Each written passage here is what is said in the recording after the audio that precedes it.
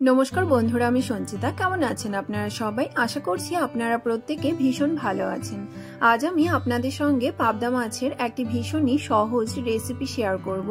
এটি হচ্ছে পাবদা মাছের ঝাল। এই পাবদা মাছের ঝালটি কোনো রকম মশলা বাটাবাটি ঝামেলা ছাড়াই শুধুমাত্র গুঁড়ো মশলা দিয়ে খুব অল্প সময়ে চটজলদি তৈরি করে নেওয়া যায়। আর এটি খেতে ভীষণই সুস্বাদু হয়। দুপুরবেলা গরম ভাতের সঙ্গে যদি এমন পাবদা মাছের ঝাল হয় তাহলে আর কোনো কিছুর প্রয়োজনই হয় না।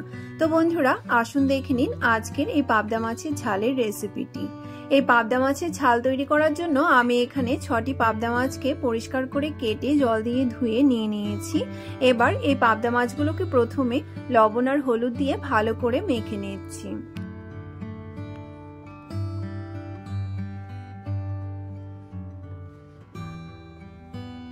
এখানে পাবদা মাছগুলোতে লবণ হলুদ মেখে নেওয়া হয়ে গেছে আর আমি আপনাদের দেখিয়ে দিচ্ছি পাবদা মাছের সাইজটা ঠিক কতটা। এবার একটি বাটিতে নিয়ে নিয়েছি 1.5 চামচ হলুদ গুঁড়ো, নিয়েছি 1 চামচ জিরের গুঁড়ো, নিয়েছি 1/2 চামচ ধনে গুঁড়ো আর নিয়েছি 1/2 চামচ কাশ্মীরি লাল লঙ্কার গুঁড়ো। এবার 1/2 কাপ পরিমাণ জল দিয়ে এই গুঁড়ো মশলাগুলোকে খুব ভালো করে মিশিয়ে নিতে হবে।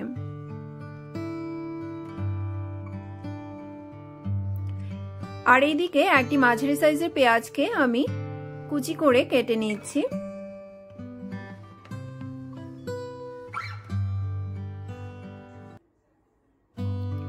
এখানে পেঁয়াজ কুচি করে কেটে নেওয়া হয়ে গেছে আর এখানে আমি নিয়েছি 6টি কাঁচা পাকা লঙ্কা। এবার এই লঙ্কাগুলোকেও একটু চিড়ে নিচ্ছি। তবে আপনারা যে যতটা ঝাল খেতে পছন্দ করেন লঙ্কার পরিমাণটা ততটা দেবেন।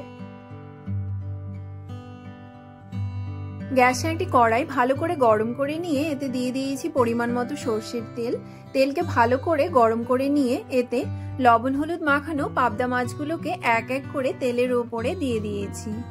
মাছ একদিক খুব ভালো করে ভাজা হয়ে গেলে মাছগুলোকে উল্টে দিতে হবে। মাছগুলো দুদিক সুন্দর লাল লাল করে ভেজে একটি প্লেটে তুলে নিয়েছি।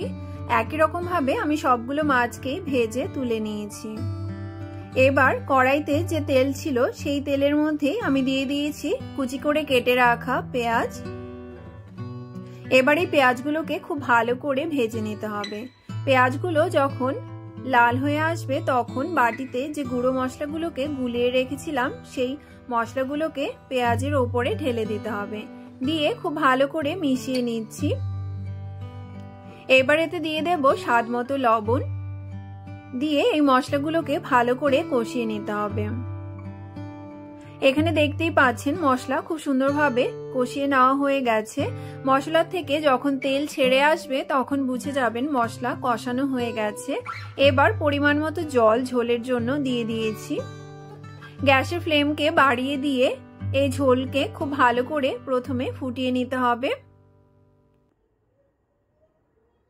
এখানে ঝোল খুব ভালো করে ফুটিয়ে নেওয়া হয়ে গেছে।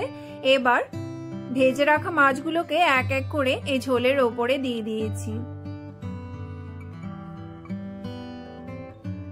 দিয়ে ঝোলের সঙ্গে খুব ভালো করে মাছগুলোকে মিশিয়ে নিয়ে 3 থেকে 4 মিনিট ভালো করে মাছের সঙ্গে ঝোলকে ফুটিয়ে নিতে হবে। এতে মাছগুলো খুব সুন্দরভাবে সেদ্ধ হয়ে যাবে। এবার ওপর থেকে চিড়ে রাখা কাঁচা পাকা লঙ্কাগুলোকে দিয়ে দিয়েছি। দিয়ে আবারও 3 থেকে 4 মিনিট একটু ফুটিয়ে নিলে পাবদা মাছের ঝাল একদম তৈরি হয়ে যাবে সার্ভ করার জন্য। এখানে আমার পাবদা মাছের ঝাল একদম তৈরি হয়ে গেছে সার্ভ করার জন্য।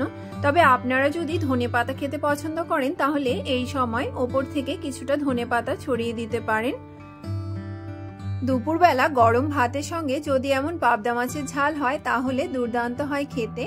তো বন্ধুরা আপনারা যারা পাবদা মাছ খেতে পছন্দ করেন তারা এই রেসিপিটি একবার ট্রাই করতে পারেন। আশা করছি আপনাদের ভালো লাগবে। আমার চ্যানেলটি যদি আপনাদের ভালো লেগে থাকে তাহলে আমার চ্যানেলটিকে সাবস্ক্রাইব, লাইক, কমেন্ট এবং শেয়ার করতে ভুলবেন না যেন। দেখা হবে আবারও কোনো নতুন রেসিপির সঙ্গে। এতক্ষণ আমার ভিডিওটি দেখার জন্য আপনাদের অসংখ্য ধন্যবাদ।